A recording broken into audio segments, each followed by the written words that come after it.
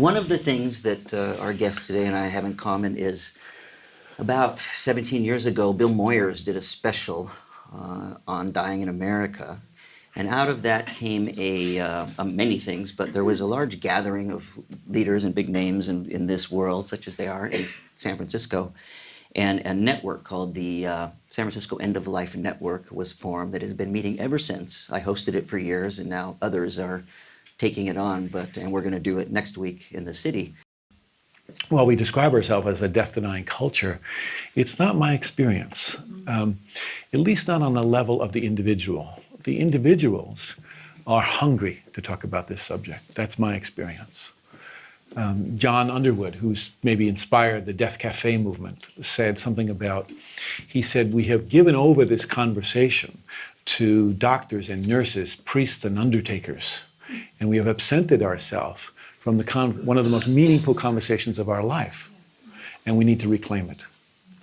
So I think that things like Death Cafes, Death Over Dinner program that my friend Michael Heeb started, the plethora of books that are now out on the bookshelves, are reflective of the fact that people no longer want to just give this over to medicine. That dying is much more than a medical event. And it's essential that we bring the best of what medicine has to offer, but I'm not sure we should let it drive. Yeah? I think the profundity of what happens in the dying process is too big to fit in any one single model, including the model of medicine and, frankly, most religious models as well. It's bigger than both of those, I think. So here we are on a Wednesday afternoon with a full house here at Commonweal because I think people really want to talk about this. And so I'm encouraged by the deep wish that people have to find the relevance in this. And I think it isn't just about how do I prepare for my dying and how do I develop an advanced directive, but what can I learn from dying about living my life fully? I think that's really what people are interested in.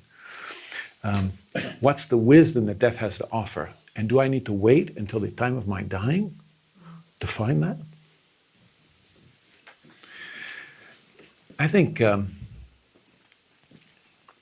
imagine that at the time of our death, we will have the physical strength, the emotional stability, the mental clarity to do the work of a lifetime is a ridiculous gamble.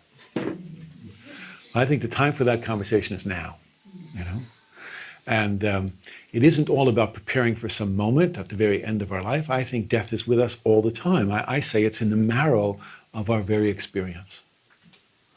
That it's not waiting for us at the end of a long road. That death is the secret teacher hiding in plain sight. And I think the opportunity that's here for us is to sit down with her and have a cup of tea and get to know her really well and see what she has to offer us about living a life that is more meaningful and full and full of wisdom and compassion. I wanted to really honor the people that I'd worked with. My teachers are the folks that I cared for, at Zen Hospice and beyond. And my relationship with them was very personal, highly personal, and they taught me everything I know. And so I really wanted to be sure that I did justice to what they had offered me. Yeah. So the book is The 5 Invitations, Discovering What Death Can Teach Us About Living Fully. Mm-hmm. It is both a distillation of being with 1,000 dying people and all of that, and a lot of personal stories as well. So I just want you to do, as you wish now, to read from it a little bit and tell us about it as you wish for a bit here. Okay, well maybe I'll just read a little piece, maybe from the intro, and then we'll see where it takes us. It's nice to read to people. It's like story time. Yeah. So let's see. Well, let's start with the people I was just talking about. Well, first to say, without a reminder of death, we tend to take life for granted, often becoming lost in endless pursuits of self-gratification. But when we keep death at our fingertips, it reminds us not to hold on to life too tightly. And maybe we take our ideas or ourselves a little less seriously. We let go a little more easily. And we recognize that when death comes to everyone, and this has us appreciate that we're in the boat together. And this helps us to be a bit kinder and gentler with one another. As we come in contact with life's precarious nature, we also come to appreciate its preciousness. Then we don't want to waste a moment. Then we want to enter into our lives fully and use them in a responsible way. Death is a good companion on the road to living well and dying without regret. I want to tell you a little bit about some of the people I worked with. Some of the people I worked with, and that Steve worked with, lived in terrible conditions, in rat-infested hotels or on park benches behind City Hall. They were alcoholics and prostitutes, homeless folks who barely survived on the margins of society. And often they wore the face of resignation or were angry about their loss of control. Many had lost all trust in humanity. Some were from cultures I did not know, speaking languages I could not understand. Some had a deep faith that carried them through difficult times, while others had sworn off religion years before. Niwen feared ghosts. Isaiah, his roommate, was very comforted by visits from his dead mother. They were roommates, huh? That was interesting. And then there was this hemophiliac father who I worked with, who had contracted the HIV disease from a blood transfusion. But a year before that, he had disowned his gay son because he had been diagnosed with AIDS. And now the father and son were living in twin beds in a single room, being cared for by Agnes, the husband's wife and the son's mother. Many of the people I worked with died in their early 20s, having hardly begun their lives. But then there was a woman I cared for named Elizabeth, who at 93 asked, "Why has death come for me so soon?" Some were clear as bells, whereas others couldn't recall their own names. Some were surrounded by love of family and friends, others entirely alone. Alex, without the support of his loved ones, became so confused from his dementia that he climbed out onto a fire escape one night and froze to death. We cared for cops and firefighters who had saved numerous lives, nurses who had tended to the pain and breathlessness of others, doctors who had pronounced patients dead from the same illnesses that were now ravaging their own bodies, people with political power and acquired wealth and good health insurance, and refugees with little more than the shirts on their backs. For some, dying was a great gift. They made reconciliations with their long-lost families. They freely expressed their love and forgiveness, or they found the kindness and acceptance they'd been looking for their whole lives. Still others turned toward the wall in withdrawal and depression, and they never came back again. All of them were my teachers. These people invited me into the most vulnerable moments and made it possible for me to get up close and personal with death. And in the process, they taught me how to live. I wrote the 5 invitations on a cocktail napkin about 30,000 feet over Kansas. Steve mentioned Bill Moyers, and Bill and I knew each other from something else, another program we had done together, and he had invited me back with a group of experts to have what he called a teach-in around for his crew and production crew, because he was making this wonderful documentary on dying in America called On Our Own Terms. So I prepared a very salient talk. It was really good. Yeah. And I arrived, and I was on a panel with some silver-tongued devils, whose names I won't mention, you know them. And when it came time for my salient talk, they had run out of time. I couldn't give it. The silver-tongued devils had carried on too long. So Bill pulled me aside and he said, "Could you just say something in a few minutes, that really speaks to the heart of this work, So I put aside my talk and I pulled out my cocktail napkin. And on it, I had written 5 slogans, 5 principles, 5 invitations. The first was, don't wait. Don't wait. Don't wait to tell someone you love that you love them.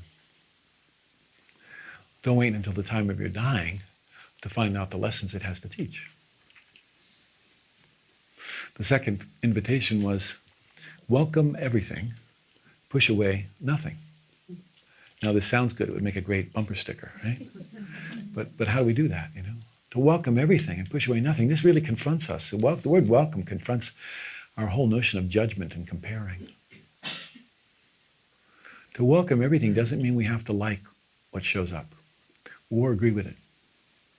It just means we have to be willing to meet it. It's at our door. I have a friend who went to dinner one night at the home of a man who was the president of the Psychiatric Association. And he had developed Alzheimer's in his last few years. And so when they arrived at the door, this gentleman had had a hard time now remembering names and recognizing faces. And so they rang the doorbell and he opened the door and he stared at them for a while. And then he said, "I'm so sorry. I don't remember faces very well anymore. And I don't recognize people's names. But I know this is my house. And I know that it's always been a place where people were welcomed. So if you're standing on my doorstep, my job is to welcome you in." Yeah, yeah.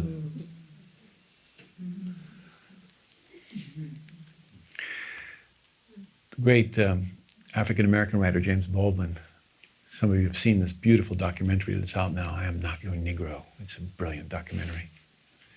And in the course of that, in the course of his writings, but also in that documentary, he says something like, we cannot always change what we must face. But, wait, I want to get this right. We cannot always change what we must face, but we cannot change anything that we're unwilling to face. Yeah. So that's what welcome everything, push away nothing is. And then the third invitation is bring your whole self to the experience. Bring your whole self to the experience.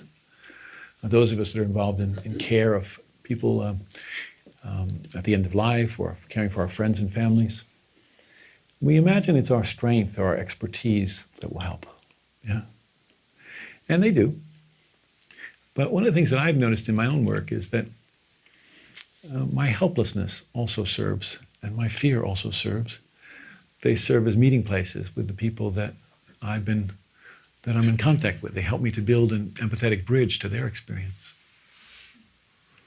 I've found that over the years that the things that I was most ashamed of, the parts of myself that I was most embarrassed about or wanted to hide away, you know, they actually became the very thing that allowed me to be with other people, you know. They became my greatest assets oftentimes, yeah. So to bring your whole self to the experience doesn't mean that you have to be perfect. It means that no part of you is left out. Yeah. And the fourth invitation is find a place of rest in the middle of things. Now, we always imagine we'll find rest when we go on a holiday or on a retreat of some kind or when our list gets checked off. But if you're like me, my lists never get checked off, you know. My email box has never been empty. Yeah. So if I wait until all those things, all those conditions are in place, I'll never rest. So I have to find a way of resting right in the middle of whatever it is I'm doing. So that means I have to learn how to bring my attention fully and completely to whatever it is I'm doing, because that's the way in which I really find rest. My attention isn't scattered here and there, right? There's a story I like to share in the book of a woman I worked with. She was 86 years old, Russian Jewish lady, very tough, you know, real character. And the night she was dying, they called me up, and I would usually go when someone was dying at the hospice and go and be with them.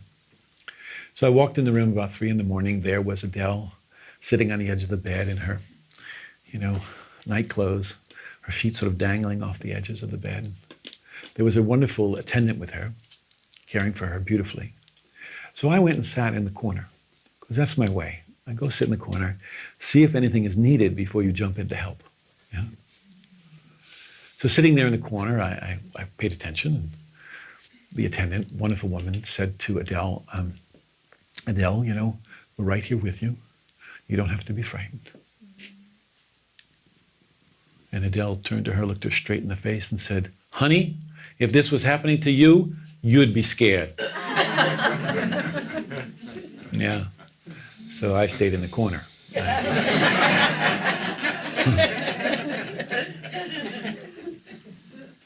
And then a little while later, this attendant, wonderful woman, said, you look a little cold. Would you like a shawl or a blanket around your shoulders, And Adele shot back, of course I'm cold. I'm almost dead. Huh?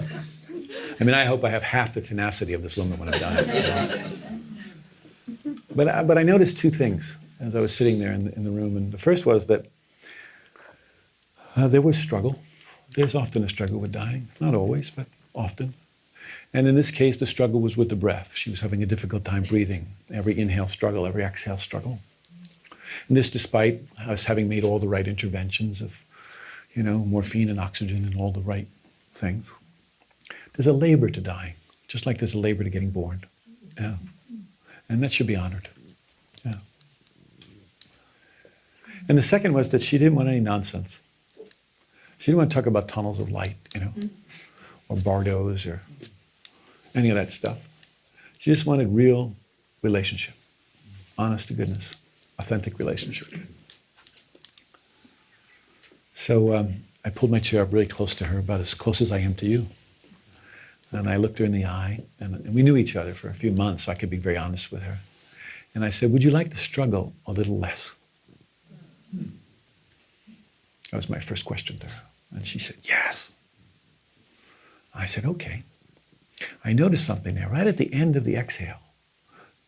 Right at the very end of the exhale, there was this little pause, this little gap, this nanosecond, right? I said, I wonder what it would be like if you could put your attention there for a few moments. Now remember, this is an old Russian Jewish lady. She doesn't care beans about Buddhism or meditation or any of these things, But she's highly motivated in this moment to be free of suffering. Yeah. So I said, I'll do it with you. I didn't guide her. I didn't try and show her to do anything. I just accompanied her. She would breathe in, I would breathe in. She would breathe out, I would breathe out. Just that simple. It's very intimate, actually, to do that with someone. It's how I used to put my children to sleep. Yeah. And so we did this for a while, not out words. And then I noticed something, and that was the fear that had been so occupying her face seemed to drain away. Yeah. As she found this gap, this space, this moment. And after a little while, she decided to lay back on her pillow. A short while later, she died very peacefully. I think Adele found a place of rest in the middle of things. Do you understand? None of the conditions had changed. We're often trying to manage the conditions to get our happiness, right? But none of the conditions had changed. She was still dying. There was still struggle with the breath. There was all of those things that were there before were still present.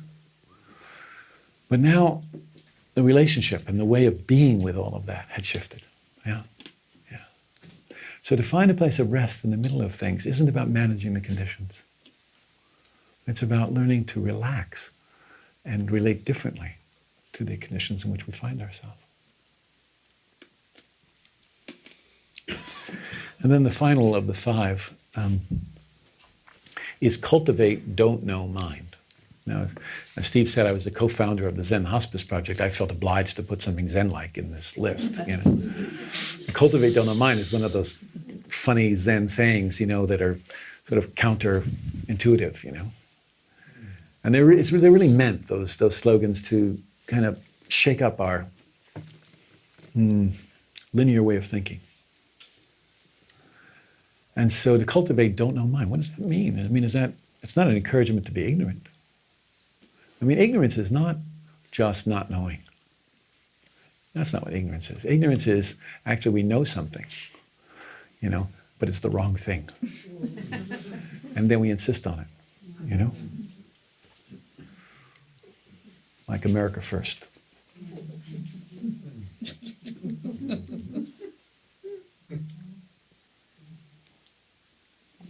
So to cultivate don't know mind is not about the collecting of information. It's cultivating a mind that's open and receptive and full of wonder and curiosity and readiness to meet whatever shows. Yeah, cultivate a don't know mind is this kind of mind. It has a, I always think about, I have a granddaughter who I love to play with, and she's almost 2 years old, and she loves to play peekaboo. You know how that is? And what's really great about her at 2 years old is no matter how many times you do that, she's always thrilled. She's always surprised, and she's always like, wow, like it never happened before. This is fantastic, you know?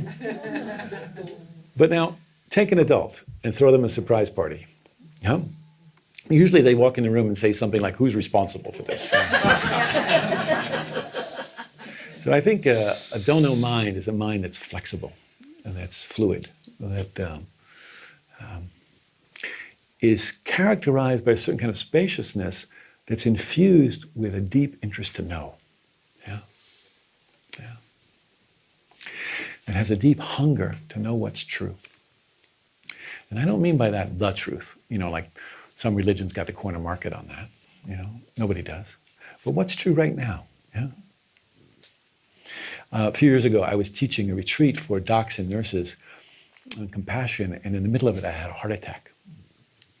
Actually, I didn't have a heart attack in the retreat. I had heart pain. And I denied it, first time. And then the second time, I was leading a guided meditation on sensing the body. And this pain kept rippling through my body, and I just noticed sensation. And the third time, I was in a video conference, kind of what we're doing here, with Ram Dass. And Ram Dass is a dear friend and a longtime colleague, and I love him. And I was very irritable with him. And it reminded me of how my wife was when she was giving birth to our first son. Yeah. A little irritable with me and my efforts to try and show her how to do this. So I went to the hospital, and actually I had a heart attack in the ER, which was very convenient. Anyway, I was scheduled for triple bypass surgery the next day, and the night before that surgery, my son, who I love and adore, came to be with me. And we were having a heart-to-heart conversation. And in the middle of that, he just blurted out, "Dad, are you going to live through this?" And I love my son, and of course I wanted to reassure him. So I started to say, sure, it's going to be fine. But out of my mouth, I heard myself say, "I'm not taking sides." And it really surprised me. I wasn't trying to be sage or Buddhist or any of those things. It just was the truth. I wasn't taking sides between life and death in that moment. And at first we were both quite shocked by my answer, honestly. But then something relaxed in both of us. And I think it's because the truth was being spoken. And it was being spoken with love. Yeah. So to cultivate don't know mind is to cultivate an openness and a deep interest in knowing what's true. Yeah. So don't wait. Welcome everything, push away nothing. Bring your whole self to the experience, whatever the experience is. Find a place of rest in the middle of things and cultivate don't know mind. These have been my guidelines for working with people at the end of life for 3 decades. But I find that they have a relevance for the rest of us in leading a life of integrity and meaning and purpose. And so one of the reasons I wrote the book was to share them and to share the lessons that I'd learned from these remarkable teachers that I've had.